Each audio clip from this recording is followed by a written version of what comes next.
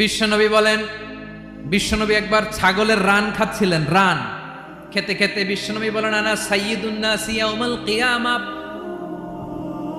আমি কিয়ামতের দিন সর্বশ্রেষ্ঠ হব, মানুষের মধ্যে সর্বশ্রেষ্ঠ সেরা আমি বিশ্বনবী। আলহামদুলিল্লাহ পড়েন। বিশ্বনবী বলেন, সেদিনটা বড্ড ভয়ঙ্কর।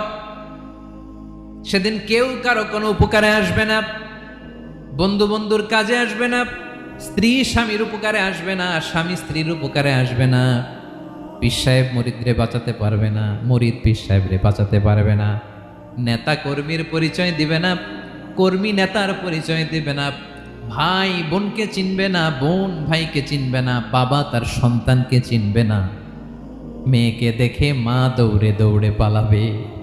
বড্ড ভয়ঙ্কর দিন।